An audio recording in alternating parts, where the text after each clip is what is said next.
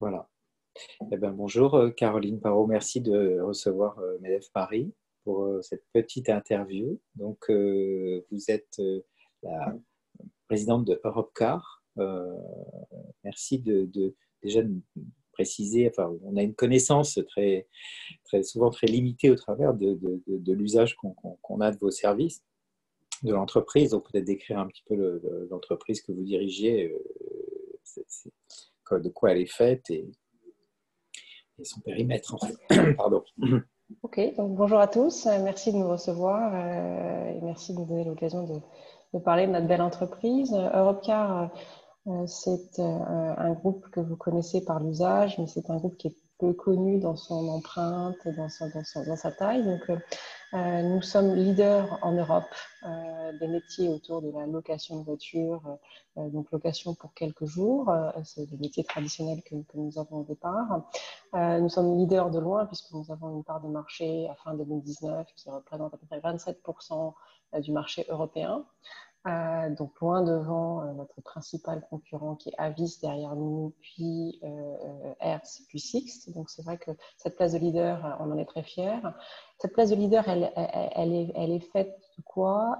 D'une capacité de service dans tous les pays européens. Dans les aéroports, c'est là la plupart du temps où le grand public nous connaît, mais aussi un fort maillage territorial qui nous permet de servir tous nos clients B2B, des grands clients qu'on a l'habitude de servir, mais aussi un maillage très territorial avec des PME, des PMI, beaucoup sur des métiers de quelques semaines, beaucoup de petites camionnettes, le segment Van and Trucks que l'on connaît.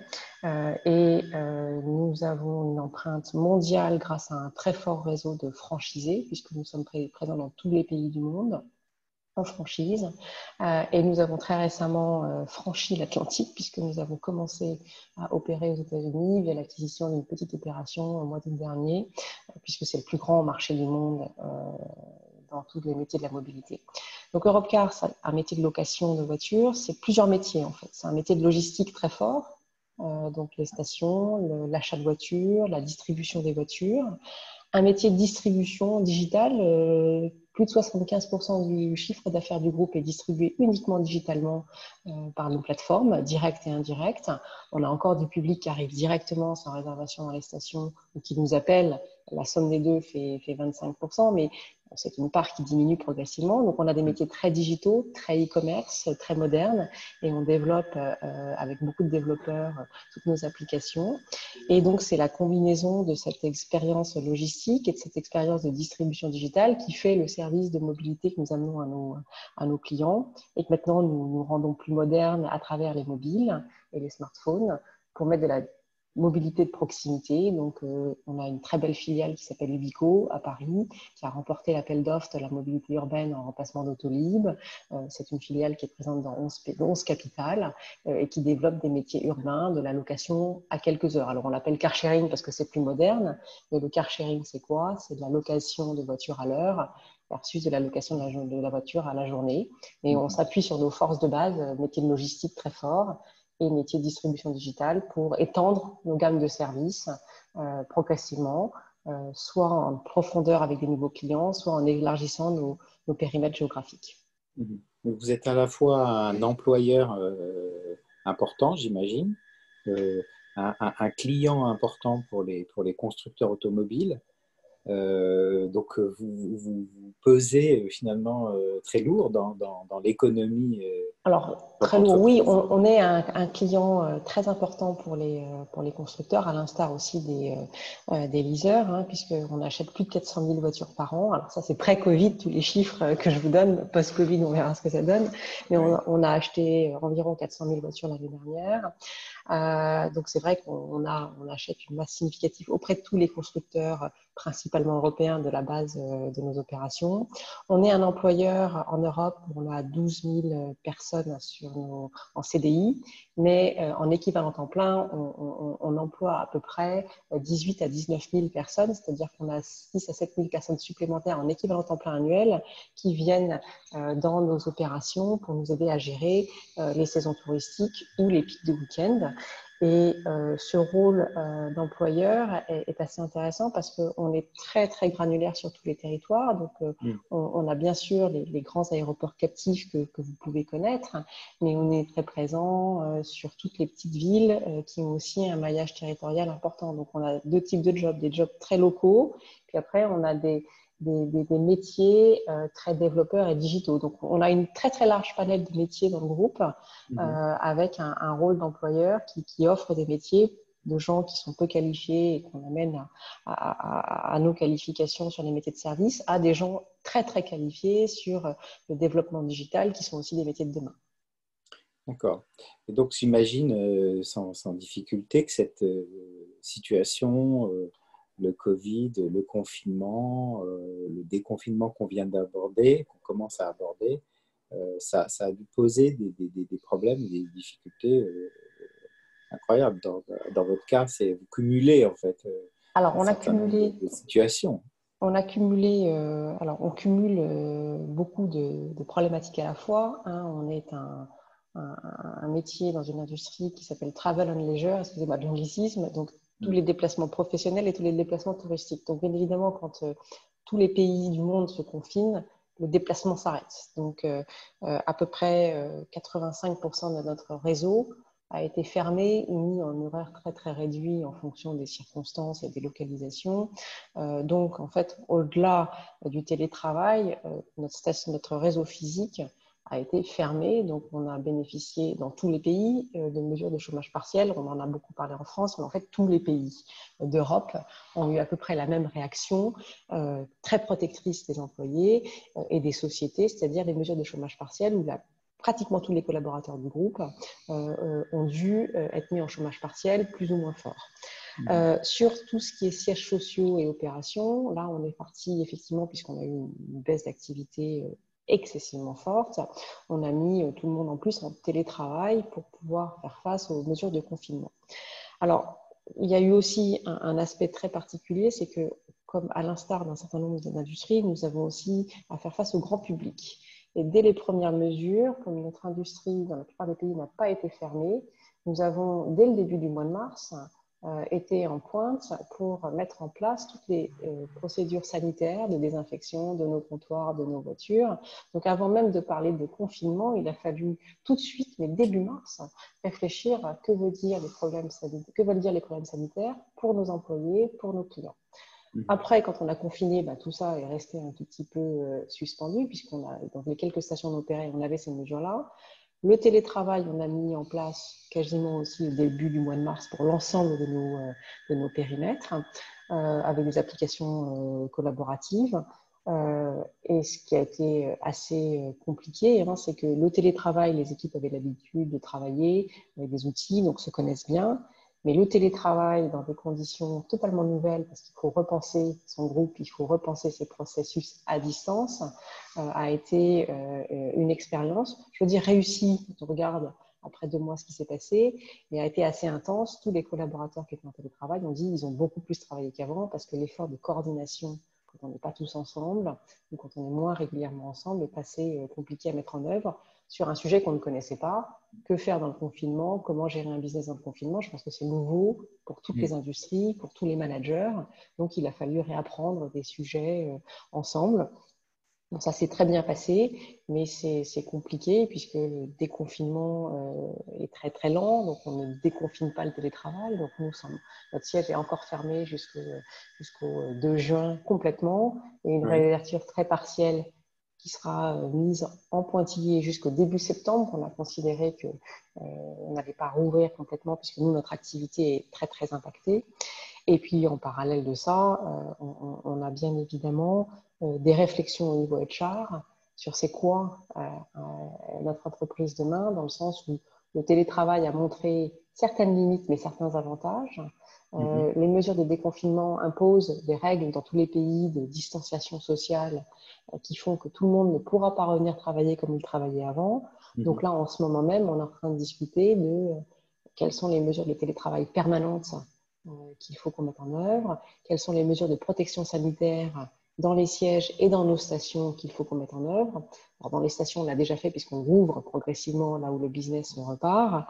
Mais c'est vrai que c'est une transformation opérationnelle de la société d'abord, et puis après une transformation de son business model, puisque notre industrie, comme l'industrie du tourisme, voit son chiffre d'affaires réduire de façon assez forte, probablement temporairement, mais le temporaire ne va pas durer 2 mois, le temporaire va durer quelques mois, voire quelques trimestres. Et donc, toute cette adéquation du groupe à ces nouvelles conditions externes et internes qu'il faut mettre en œuvre maintenant. D'accord. Mais j'imagine que ça va être compliqué. Est-ce que ça vous amène aussi à revoir certains investissements que vous aviez sur le moyen terme? Parce qu'on Alors, voit bien les décisions de court terme que vous avez forcément dû prendre. Par contre, c'est plus sur la partie investissement que... Alors, sur l'investissement, on est en train de refaire en fait tous nos plans moyen terme. Mhm. On a au début de la crise tout coupé pour dire on ne sait pas, donc on a décidé de mettre un mur de non sur tous les investissements. Donc effectivement, on avait tout arrêté. Après 2 mois de recul, on dit en fait les investissements dans notre programme stratégique qui étaient pour encore plus de digitalisation, il faut les reprendre à marche forcée, un peu différemment probablement puisqu'on a des leçons à prendre. Mais en fait, les investissements de long terme sur notre plan stratégique d'être une société très digitale où le client a de moins en moins d'interactions avec le comptoir parce qu'en fait, vous avez cette image d'Épinal que dans une station de location, il faut faire la queue. On était déjà en train de mettre en place tous les moyens pour passer sur une vie uniquement smartphone. Ça devient non plus un plan à 3 ans, ça devient un plan qu'on doit accélérer et mettre en œuvre encore plus rapidement. D'autres investissements que nous avions sur un développement plus rapide, même s'il était un peu coûteux, de la mobilité urbaine, on est en train de reprendre leur cadence. On est en train de regarder si on y va aussi vite ou si on change un peu le business model parce qu'on ne pourra pas se permettre de tout faire. Ça ne change pas la vision autour de la mobilité, ça nous fait faire des choix de portefeuille, c'est-à-dire que ça nous fait faire des choix de développement plus ou moins rapides. Mais en tous les cas, il y a des choses qui iront plus vite, il y a des choses qu'on mettra un peu sur le côté, en stand-by, le temps que le marché revienne. Mais les fondamentaux restent, nous devons investir plus dans le digital. Est-ce que, comme beaucoup d'entreprises, vous avez constaté que finalement aussi des projets pouvaient être accélérés? Enfin, le timing qu'on avait l'habitude de poser sur des projets, la manière dont on les planifiait, on s'est rendu compte, beaucoup d'entreprises pendant le confinement et pendant la crise se sont rendues compte que des choses qui normalement prenaient 6 mois pouvaient se faire en quelques jours. Enfin, est-ce que vous avez eu cette expérience-là aussi? On a cette expérience, je pense toutes les entreprises ont la même, c'est-à-dire qu'on était beaucoup dans la préparation, le process, le change management, l'enrôlement, les process de décision assez itératifs. Quand vous êtes devant l'urgence et au pied du mur, voire dans le mur, en fait, vous vous apercevez que on devient, on contrôle toujours le même niveau de risque, mais en fait, on en fait fi un peu plus vite, c'est-à-dire qu'on n'essaye pas de couvrir à 100% tous les points. La règle du 80-20 que tous les managers essayent d'imposer, là, elle devient 70-30 et plus personne ne discute parce qu'on n'a pas le temps. Donc, effectivement, on va plus vite. On sait qu'il y a des risques, mais on n'essaye pas de couvrir le dernier micro-risque qui reste avant de donner un go sur le projet. On fait des choix plus forts en disant on ne peut pas se permettre, donc on a 100 à dépenser et non pas 105. Et donc, du coup, ça coupe court à toute discussion assez rapidement. Et en plus, le télétravail rend une discipline assez forte en fait dans l'exécution, puisque vous décidez, vous mettez un action plan. Donc, le télétravail permet d'aller plus vite dans l'exécution. Ce que le télétravail a un peu changé, c'est que on exécute mieux et on va plus vite sur ce qu'on avait déjà décidé. L'innovation totale créatrice que vous avez normalement aussi dans les rencontres informelles, dans les meetings, disparaît un peu parce qu'on est beaucoup plus structuré sur de l'exécution. Donc, c'est vrai que le retour à des process plus innovatifs, il faut qu'on y réfléchisse parce que le télétravail a un peu coupé cette partie innovation, a rendu plus efficace sur des choses évidentes, mais a probablement perdu ce volet un peu plus disruptif. Donc, il faut qu'on retrouve le deuxième, mais on a vraiment bien leveragé le premier sur l'exécution. Bravo. Une dernière question. J'ai entendu ce matin que le ministre de l'économie, Bruno Le Maire, avait mentionné le fait que Renault pouvait être une entreprise qui disparaissait, que c'était possible. Je ne sais pas exactement les termes qu'il a employés, mais c'était l'idée. Qu'est-ce que ça évoque pour vous? Enfin, vous êtes un client important des constructeurs. Donc, Je pense que la crise met en lumière un panorama économique qui doit fondamentalement changer. Donc, il y aura des acteurs qui, je ne sais pas s'ils disparaîtront ou s'ils seront fusionnés, absorbés ou devront se marier, mais ne seront plus isolés. Oui, parce que la crise est tellement forte, 2 mois d'arrêt d'activité fragilisent beaucoup de gens. Est-ce que ça veut dire qu'il faut que ça disparaisse ou est-ce que ça veut dire que les entreprises doivent se renforcer en changeant leur structure actionnariale, leur structure de partnership? Probablement.